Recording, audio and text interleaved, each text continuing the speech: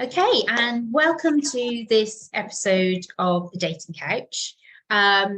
It's both of us back again this week, which is great.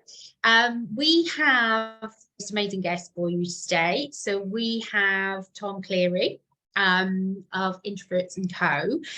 We will be talking about introversion and dating, and what it is and how it can affect your dating and relationships.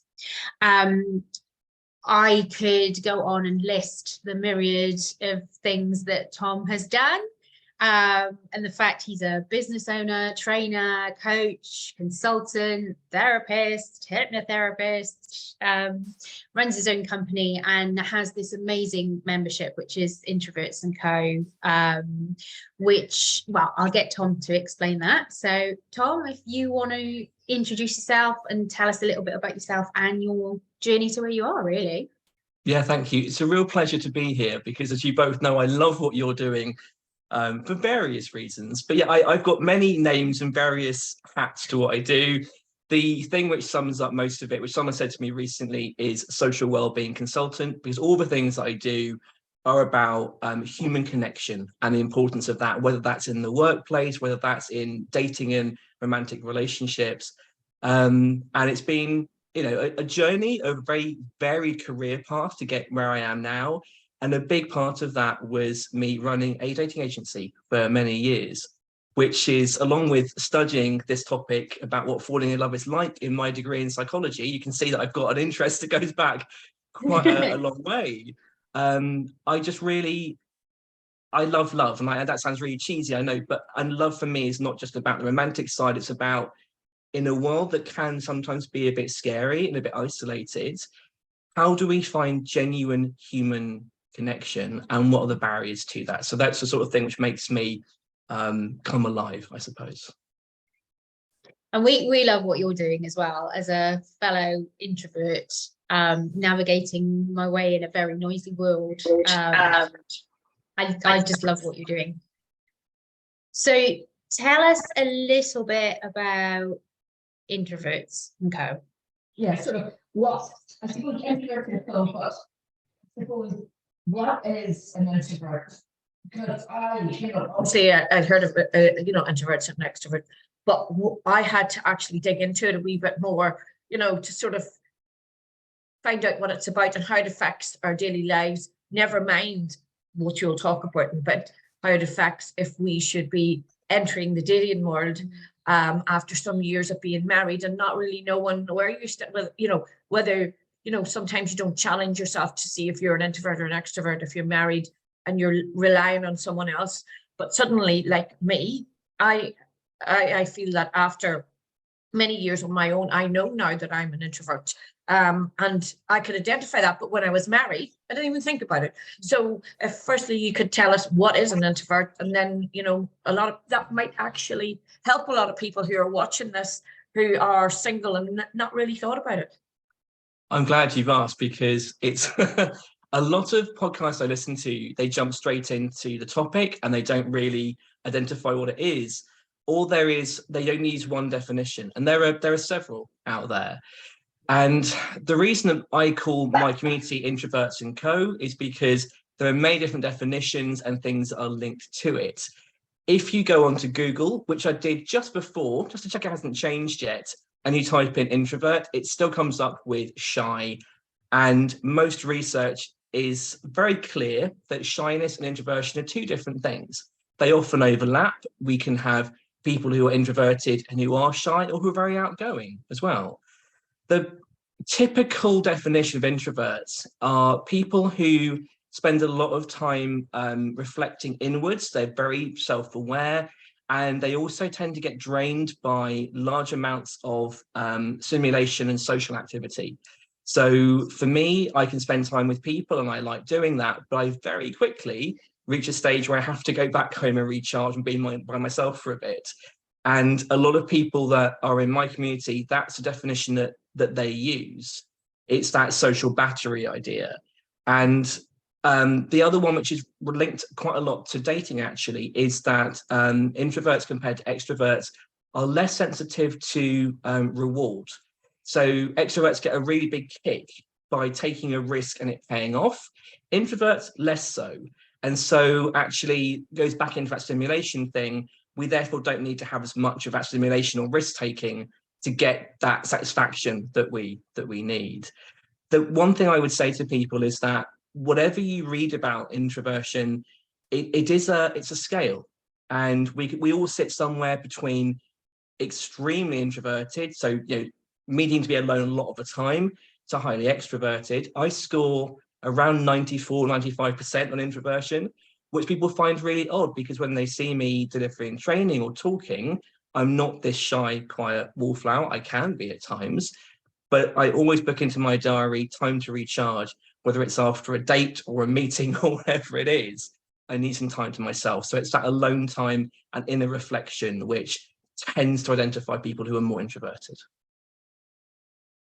That makes a lot of sense. And as you were saying, there's a lot of nuances within introvert, because most people that would meet me wouldn't think that I was shy or awkward, but I so just love my alone time and more alone time, and quite happy to go off and have coffee on my own, shop on my own, do so much on my own. And then the next thing, I'm running an event and I'm out there and I'm doing things.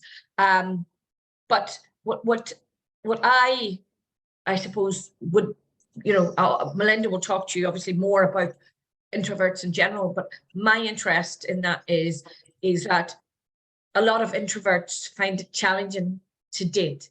And I suppose it's trying to give them that, I suppose, comfort that they can set the scene or set whatever, with to go and date as an introvert successfully, but, to be, I suppose, open with their communication about that first and foremost, to say, look, I need to go to somewhere that's comfortable and quiet and not mental and crazy where I have to shout at you. And, I need to, I just can't go and deal with awkward silence as such. I need to have it a little bit structured. I need to think what I'm going to say, possibly need to read through the profile and ask some questions on the profile. So it's like getting, and maybe down the line, you'll write us an article on that, on tips for successfully dating as an introvert. So as a former dating agency owner and now owning an introversion company as such, how do you recommend, when you're coaching your clients, what's the best way would you say to them to set themselves up to successfully date and not have knockbacks, so that they end up like maybe, going into themselves even more after trying? There are so many things. I'll happily do an article as well for you on this. I'm going to pick a few of the biggest ones that my clients, both in dating agency sort of world and also in introversion world, that I now kind of link together. One of the biggest ones is people who score more highly on introversion tend to also score highly on being very self-critical. So we're very unkind to ourselves. It's partly because of that. People who are quite extroverted will look outward into the world and they will look to see outside themselves. Introverts often are quite reflective and inward looking. The problem with dating and that becomes, as soon as we're about to go on a date, we start going, well, why would that person want to be dating me? But I don't look okay. I mean, look at me in the mirror. That's not what I want to be doing. And there's a high cancellation rate. There's a fear factor of going into it. And I do a lot of work on self-compassion with my introverted clients about, in the simplest form of it, it's a much bigger topic than this, but at its heart, it's, can we be a friend to ourselves in our head rather than an enemy? Can we be our own cheerleader and actually be nice to ourselves the same way that if a friend of ours were on a date, we'd hype them up. We'd tell them, yeah, you look amazing. You look great. People will be lucky to go out with you and to have that time with you. When it's talking to ourselves, it's like, but no, I want to spend time with you. You're too quiet, or we won't find you interesting, or your hobbies aren't going to be a good match. So the first thing for me is, can we be kinder to ourselves? Can we recognize, which is a big first step, when we are being negative to ourselves? Because often it's such an automatic thing, we don't even pick it up. And then when we've recognized it, can we be kinder. Do you want a second one now, or do you want to have any kind of questions on that? Just on that there, when you were talking and saying about, before dates, and I am going to hand back over to Melinda. Okay. Something that we get from a lot of our clients, and I don't know, you'll tell me straight away. I would say 80% of our clients, when we do our coaching consultations, will say, I am a massive overthinker. Mainly ladies. So does that come into the same category, or is that just I'm an overthinker, or I'm overthinking? They overthink everything about themselves, about the situation, about, their date, about everything. So how would you deal with that? Is that, it's not necessarily introversion, is it? Everybody can overthink, and I'm always careful with that term, because sometimes I will think a lot about things. It's really useful. Sometimes it's in a very it's not constructive, and it's that side of things that tend to be obviously the issue. There is a correlation between introversion and that level of unhelpful overthinking. It doesn't mean extroverts don't do that, but again, it's tapped back into that. If we are somebody who thinks about things a lot, we're very reflective, we're self-focused, it's in a world thing, then if we are naturally prone to being critical, there's more chance of that happening. So overthinking is definitely an issue for many people that I work with who would score highly on introversion, most definitely. Right. And again, maybe, at some time moving forward, and on our new Club Select, which will hopefully you'll be a partner on, and that maybe you'll provide some exercises, little hit list to sort of deal with that before a date, maybe. Thought loops. Yeah. And no, I will interject at another stage, but I'm not actually fed up listening to myself. It does go back to that. I always think of introversion. It's a bit like the phrase that the quietest people have the noisiest minds. And that's kind of how I like to think of being an introvert. But it's very much, I think, personally, for some people, it's about how they recharge, isn't it? So it's like Jackie was saying, if you met Jackie, you'd never think she was introverted, because of how confident she appears, how outgoing she appears, how bouncy she appears. But I know it's like she can do that, but it's about maintaining that, isn't it? Where extroverts get energized by that kind of interaction with people. It's almost like introverts have, like you said, that social battery, and you can see it when it's getting depleted. Because I know for myself, I can be in a really, I can be in a social situation where I'm having the most amazing time, and then I hit the end of my battery zapped, and I just zone out. And my husband knows now, like when I've glazed over, like there's nothing, I've got nothing left, and I need to kind of go away. And sometimes, that is just as simple as offering to do the dishes or something, so you can just go and have 10 minutes on your own or something like that. So I guess, from your experience of the dating world as well, what kind of other ways have you seen that affect kind of introverts as a whole? It's such a big one. In fact, I've just renamed our kind of username within the community of rechargers, because it's the recharging bit is such a big element of it. I like that. So I mentioned earlier that I've been with my partner for several years now. I'm very sort of happily with him. And before that, I used to date a lot. So I was single for a long time. And for me, it was a balancing act. So if I planned a date in, I had to book into my calendar some recharge time. I still do it now with other activities. If I'm going to an event, if I'm hosting something, delivering a big training course, I block in what I call non-people time, where I have to have a break from that. I see it impacting people in the dating world, because if they are somebody who's aware of that and they go, well, I know that being with somebody is going to wear me out, then they start pulling back from actually meeting people. The better way of doing it for most people is just to be a little bit more selective about when you arrange to have those dates, where you're going as well. You mentioned about so being in an environment where you feel comfortable. There's also something that you can talk about. You can kind of avoid that small talk trap that most people who are introverts don't tend to like. And you mentioned about looking at their profile as well. So having something that you can talk about where you talk about things on a slightly deeper level, which tends to give a bit of a recharge in that moment as well, is also really important. So that's the way I tend to see it affecting people who are dating. So it's the selectivity of when I'm seeing people, how often, and also the space that we're doing it in. And I'm allowing myself time to do whatever I know recharges me. So I've got one client I know who they tend to go on dates in nature. So they'll go for a walk. There'll be things that they can talk about, but also they can actually slightly kind of switch off a little bit if they need to, even midday, by admiring a nice view, for example. So we can build little recharge breaks even into those times we're meeting somebody new, if that makes sense. And I think as well, excuse my dog. I think one of the things that I come up against quite often when I'm coaching clients is the first impressions of an introvert.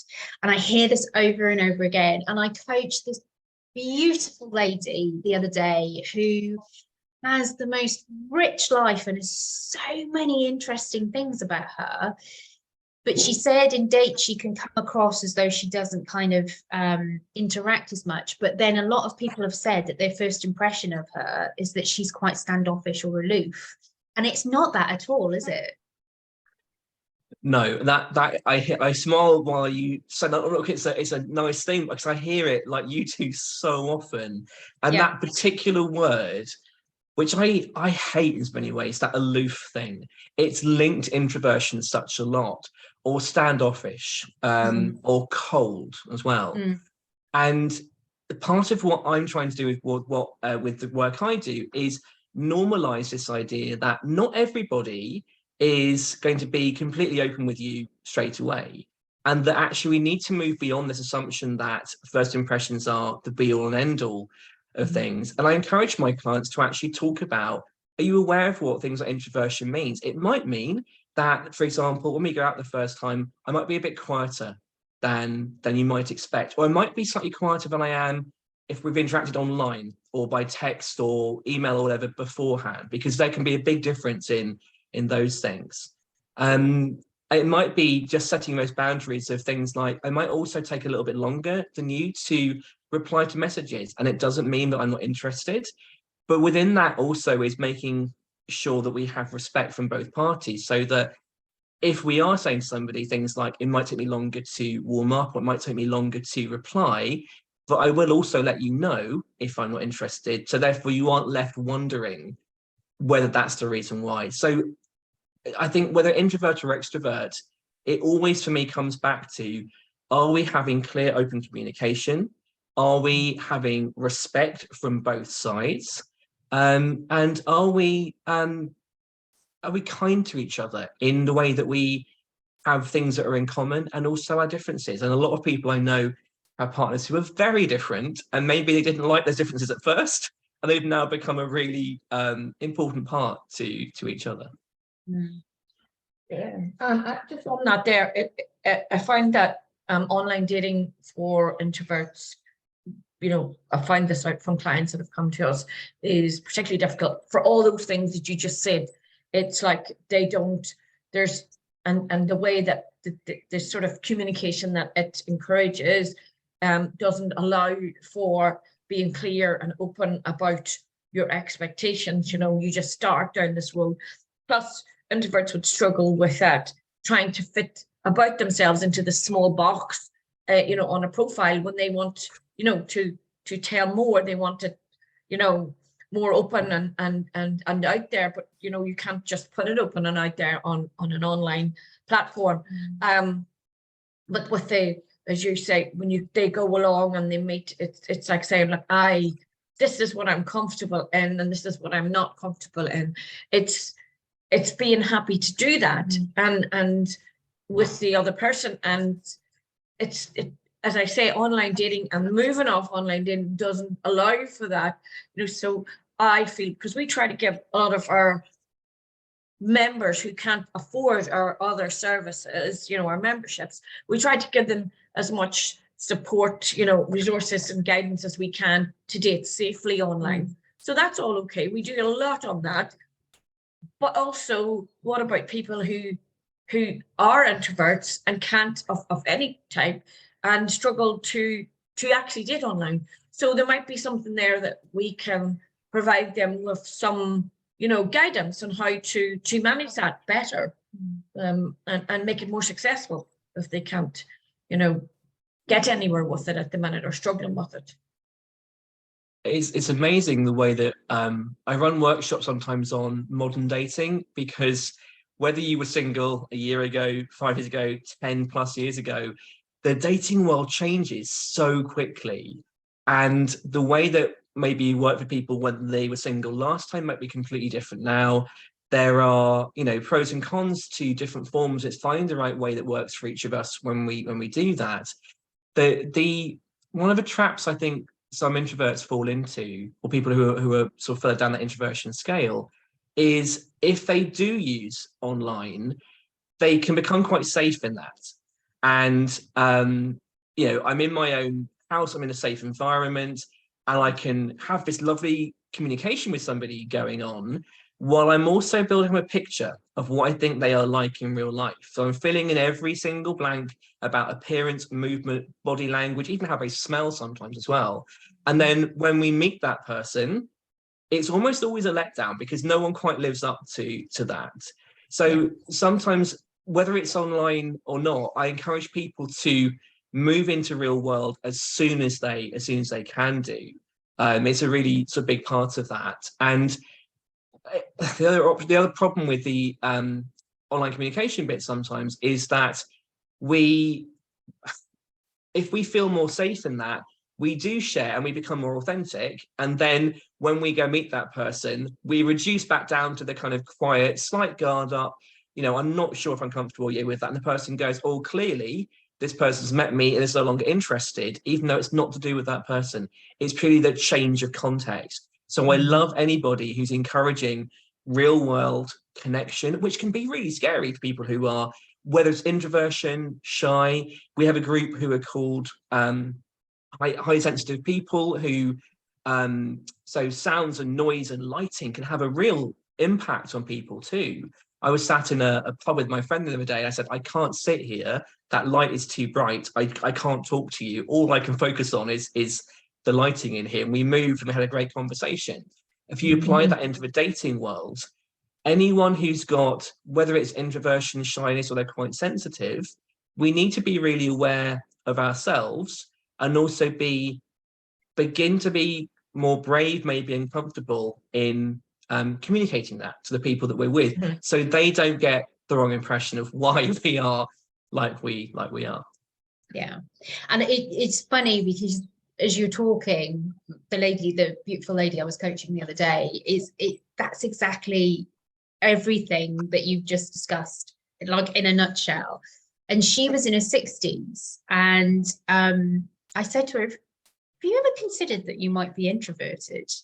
And she'd never heard of it before. She had absolutely no idea what it meant or how it affected her. And it's things like she would meet people online and she'd be really gregarious and really flirty and that kind of thing. And then she would meet them in person and she was like, I don't understand why I'm not getting a more dates or what have you. And it's like, because you're two different people. You know, you feel safe online. And I know that as an introvert myself, if I've got the opportunity to go between an email or a phone call, I know which one I'm going to take. I'm going to take the email all the time. And it's funny, it's like Jackie is absolutely amazing at networking. And networking strikes fear into my heart, quite frankly. I will do it because, you know, that's part of what we do. But I much prefer those kind of one-on-one conversations where I don't like small talk. Just I've got goosebumps now, even just saying it. Yeah. It's whereas after I've done network and I need to go away, I need to, like yesterday, I was on a couple of hour course and you know, they were all going for coffee and I said, no, just got to run. And then I drove down the road to a coffee shop and sat there by myself, you know, that type of thing where you just need that decompression. But is it true, Tom, that as we get older, we can become more introverted? Maybe we weren't. And again, back to my point is, you know, a lot of people maybe watching this now as a single will say, oh my God, I didn't know that when I was married. But as an older, I even, you know, as the years go by, I can see that I want more me time, you know, on my own time. And is that true, that theory that we possibly get more introverted? I see it quite a lot. There are arguments scientifically which they don't all agree at all about how much of it is inherent, that we're born a certain way with a certain preference, and then within that, what we experience and the things around us then shape that in one direction or the other. I definitely think that there's a lot there in terms of our surroundings, and that as surroundings change, that impacts how introverted or extroverted we are. And depending on the scales that we look at, a lot of people sit very much in the middle of things, where they might lean sometimes towards more introversion and sometimes to more, you know, being outgoing and extroverted. And as our sort of social lives change, as our jobs change, as things around us change, we might then lean more heavily into one than the other. So as an example of that, and I'm using it only because it's quite an obvious example, I suppose. Someone I work with who's recently retired, they've always actually lent more towards the more outgoing extroverted side because their job really needed that to be the case. Now they don't do that anymore, and their life is much more a social side. They lean much more heavily into the introversion and their kind of time by themselves. So we definitely can change over time. We tend to have, I can't imagine a time I will ever score highly on the scale for extroversion, because I'm so down the bottom there with the kind of introversion scale. But other times in my life when I'm more outgoing and I crave more contact, absolutely. And after big life shifts as well, that can change. So yeah, I've got 3 clients right now who have said, I always thought I was this really extroverted, outgoing person, and now I'm craving a lot of time by myself. So I do see it with quite a few people. Yeah, and the life shift that we're dealing with is either becoming single due to separation, divorce, or bereavement. And with that life shift, there comes a lot of realization of the person. You start to think about the person you are now. You've got to focus on you. And I think what you're saying today will be, you know, really interesting to a lot of people who are entering this world, you know, as a single person in their 50s, 60s, or 70s.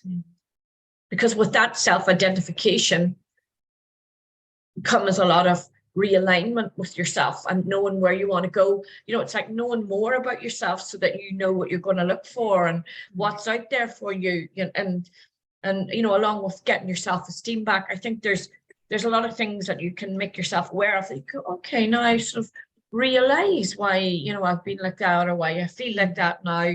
And yeah, I can put this in place, and then start to move forward once I know all these things about myself. As you were saying that, I was thinking one of the worst and yet best things that ever happened to me was breaking up with my first longtime partner. And there is also some research which shows that some groups of introverts, we connect so strongly with individuals. So people who are more extroverted tend to have loads of social contacts, and I am generalizing here, but it tends to be the case where they have lots and lots of people, where introverts might have some really deep connections with a few small people. And so if we lose that connection, if our partner is no longer there in our lives, that can be devastating.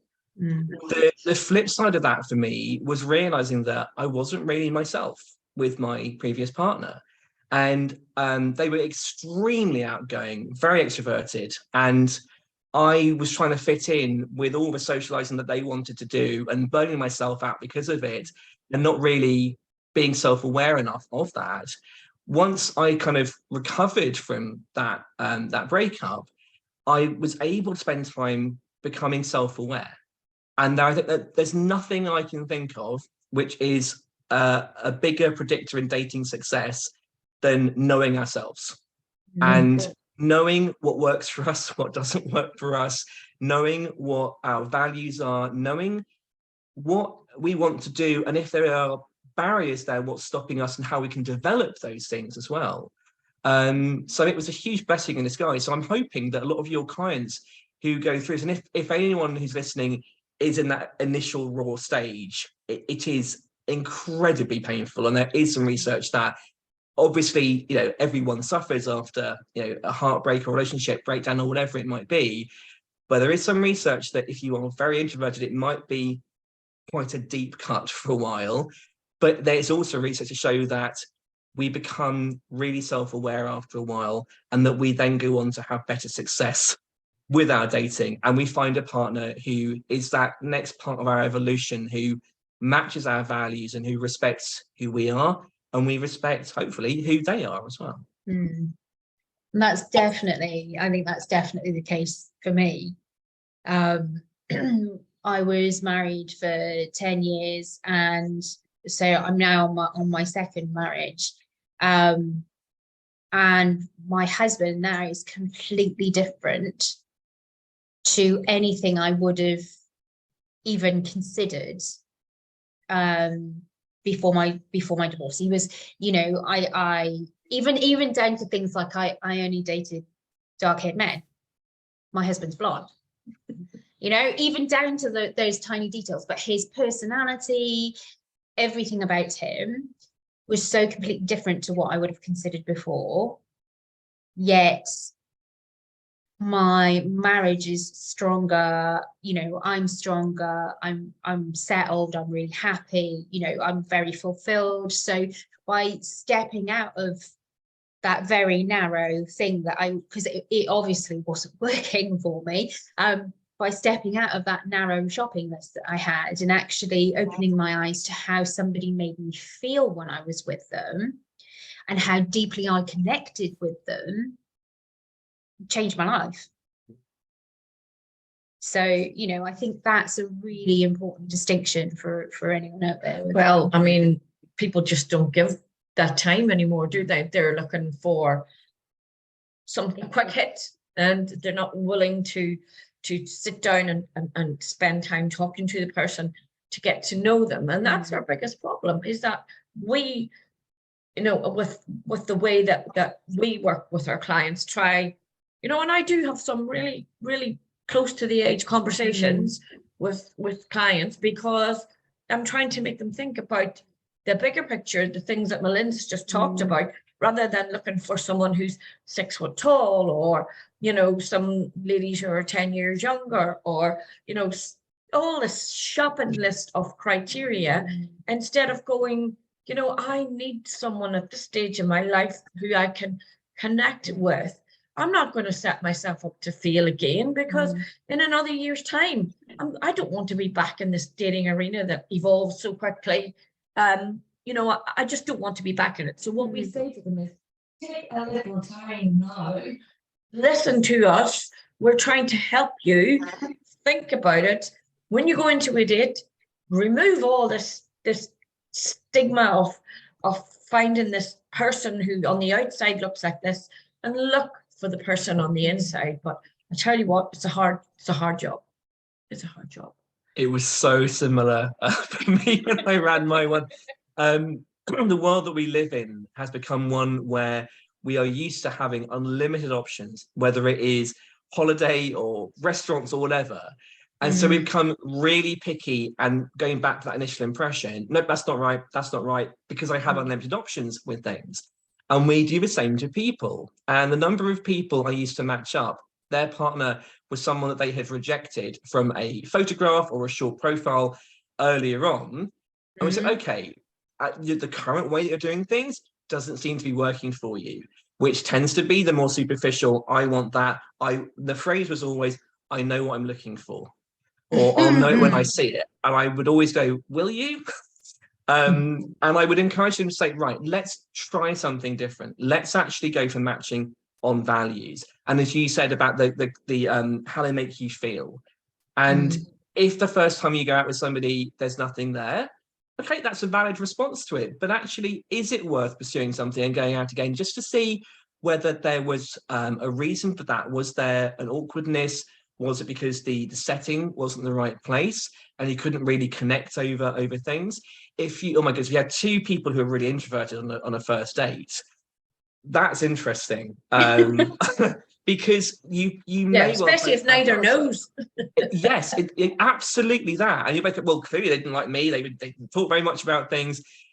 I have seen it work really well when they've been really open. They've both kind of tentatively gone, well, should we talk about this thing here? And then you get this amazing opening up of inner worlds, that kind of interconnection. But I'm a big fan in giving people time, in really understanding who they are. And so few of us are genuinely ourselves in a first interaction. We just don't. And whether it's we're trying to put out, best impression, or whether we are nervous, and a lot of those again happen even more to people who are more introverted. I would always encourage people to go past that first interaction. Try it again. If it's still complete zero, okay, maybe we don't have that there, but please don't go on that face value each time. I think it goes, I'm going to say something that Jackie's going to twitch at in a minute. So we have so many people. So when you say like I know what it is when I see it, it's the spark. The amount of conversation. Well, Jackie hates it. But would you say for someone who's wherever on the introverted scale, sorry, that's my dog again, would you say that it's more difficult for them to find somebody attractive in a first meeting? Would you say there's any difference on that scale? There is a difference. I have clients who are very introverted when I first met my partner, there was an immediate spark there. And it was, first date, that's amazing. Meet up the next day, and that's from there. And I also know people who, when they first met their partner, they were like, there is no spark, there is no reason for doing this. But my friends are like, you really should try it again. I think they'd be good for you. And that spark has grown over time as both people have been able to let down their boundaries. And I know somebody who, the reason that there was a spark for them initially was because the setting that they were in encouraged them to have quite a deep conversation quite quickly. And so that was the initial connection. And I've actually said to them before, I wonder if you hadn't had that context, if you'd gone into it and you'd be like, well, there's no spark here. You wouldn't be the person that you think is absolutely amazing for you these days. But yeah, so it's not to say that all introverts have that, but I do see it more so in people who are introverted, that it takes a little bit longer to maybe see that. Yes. Yeah. I mean, my husband now, I knew him for a year before we actually started dating. And when I met him, he doesn't fit my, he wouldn't fit the criteria that I used to have. So there was never that kind of even thought there. But as I got to know him, the more I got to know him, the more attractive I found him. And I think I'd previously gone on the spark and that kind of thing, and it didn't work out well for me. But that's probably the most difficult thing that we have to deal with, and whether they're introverted or not, is trying to ask them to take that time, to think about, did the hour that you possibly spent with them go past very quickly? What was there any, awkward silences, or, did conversation flow? Did you find, have a nice laugh? Then, whether you find them drop dead gorgeous or not, then go again for another date, because these are the things that are more important, and everything else will grow if it's meant to. I would say, Jackie, with that one, that sometimes for me, with people who score really highly on introversion, that describes a second date rather than the first one. Yes. Because sometimes if you have people who are very introverted, there probably will be awkward silences, and there probably will be times when they feel uncomfortable. And I had to get people over that kind of thing of but that's for other reasons, not necessarily because you didn't get on in that first one. It's because maybe there was a discomfort there, or a shyness or something like that. And then the next time in there, and I completely agree on, not going on by the looks and the spark, but I also think sometimes we rule people out because we think, well, I don't find you immediately attractive, and also we're not totally comfortable with each other in that first meeting. I think it's quite rare that we get that straight away. I possibly think now when you're talking, Tom, is that there's something that we could implement into our customer forms is some questions to find out possibly if they're awkward, or if they feel that way, maybe to find out if they maybe are possibly introverts, so that we can help them manage their first date, and the surroundings and where they meet, and sort of how that is conducted because obviously we're arranging their date, so we can possibly make it easier for them if we know how they feel about it, So I don't know if that's something we should be looking at. I love that. I think if you can, there's two benefits to that. Those who are already self-aware are sharing it with you, and it's helping inform you to create the best environment for them. And those who are not self-aware yet about it maybe go, I don't know what is this word, or what is this thing? I don't know what I am. And you can guide them maybe towards the work that Melinda does, where she can help unpick some of that. So you kind of win both ways, I would say, with doing something like that. Yeah, well, it gives Melinda, it is obviously when she does her coaching sessions, I try to wait until possibly she's done it. If there's anything I really, really need to know when I'm, going on my search for them, or, what I'm looking for, then she'll, say, they have certain barriers, or, maybe they're quite nervous about, they've not got a lot of confidence in themselves, but maybe there's a little exercise that Melinda can do with them and implement it into her coaching to determine how introverted they actually are. And then that gives us the opportunity to deal with that and manage it, so that, we're a fair service for everyone, and not setting them up to feel as maybe they have been doing all along. Agreed. And I was just thinking about, when you're arranging things, there are so many places where if I were a client of yours and I was thinking, they've set me up to meet in this place here, that's immediately a failed date for me, because I would be so anxious or nervous in that environment. Whereas if you've chosen this bit over here, it's like, okay, it's something I'm familiar with. It's not going to be too overstimulating, but there are things for us to talk about if we are a bit nervous. The setting makes such a big impact. And I would say probably 2/3 of my clients, when I was running my agency, hadn't really thought enough about the impact of setting. They knew when they were in a place they liked, but if someone said, oh, let's go to this place over here, for example, if you took me bowling on a first date, I'm not turning up. It's too much pressure for me. I'm used to that sort of thing. So the self-reflection and the self-awareness is really important, again, I think. Yeah, and I think that's something then that we will look at, and possibly work.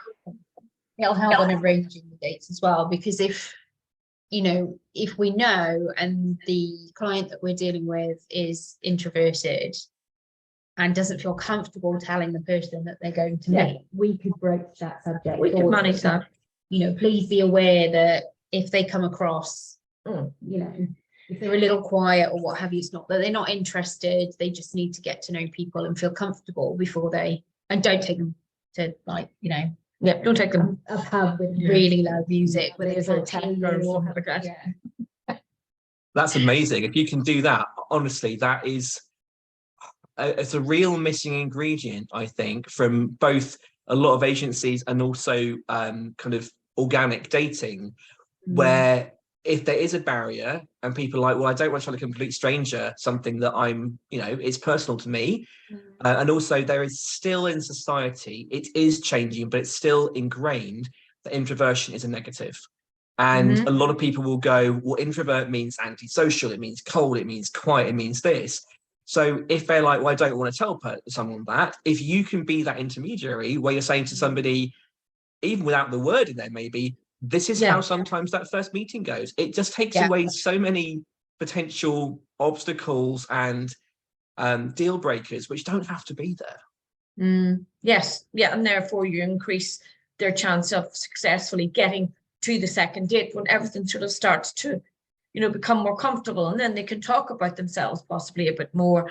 And, now they kind of, sort of got to that second date. That means they want to meet again. So it's a big thing getting over that first date.